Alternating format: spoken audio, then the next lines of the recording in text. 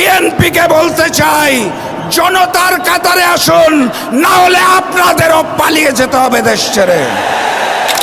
আগামীর বাংলাদেশ হবে ইসলামের বাংলাদেশ। আগামীর সংসদ হবে কোরআনের সংসদ। ওখানে আল্লাহ ব্যতীত আমরা আর কোনো প্রভু মেনে নেব না।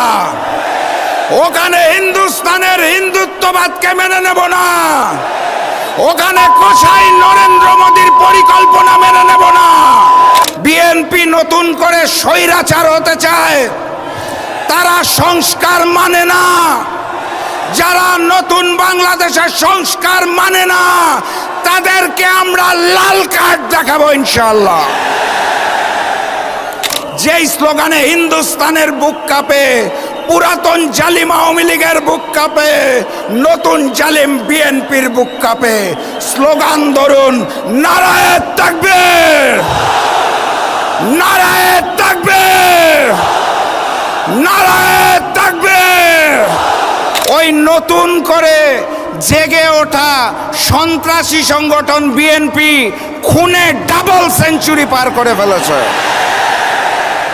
এই আইন শৃঙ্খলা বাহিনী দিয়ে লেভেল প্লেইং ফিল্ড হবে, জাতীয় নির্বাচন সুষ্ঠু হবে, সেটা বাংলাদেশের কোনো পাগলও বিশ্বাস করে না। বাংলার জনগণ জানিয়ে দিয়েছে, বাংলার মাটিতে হিন্দুস্তানের আধিপত্যবাদ এবং আগ্রাসন চলবে না ইনশাআল্লাহ। বাংলাদেশের জনগণ আর নতুন করে স্বৈরাচার চাঁদাবাজকে মেনে নেবে না ইনশাআল্লাহ। গণভোটে হ্যাঁ বলো, 8 দলের প্রতীকে সিল মারো।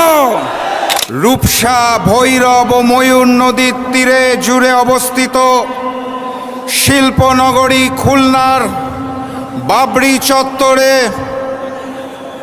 8 দল আয়োজিত আজকের এই বিভাগীয় সমাবেশের সম্মানিত সভাপতি, সম্মানিত প্রধান অতিথি, মঞ্চে উপবিষ্ট 8 দলের জাতীয় এবং বিভাগীয় নেতৃবৃন্দ, আমার সামনে উপস্থিত মিডিয়ার ভাইয়েরা, আমার সামনে উপস্থিত ইসলামী এবং দেশপ্রেমী জনতা, সবাইকে জানাই আমার দল জাতীয় গণতান্ত্রিক পার্টি জাগপার পক্ষ থেকে সংগ্রামী সালাম এবং শুভেচ্ছা। আসসালামু আলাইকুম। আজকে যখন এইখানে জনসভা চলছে, আমি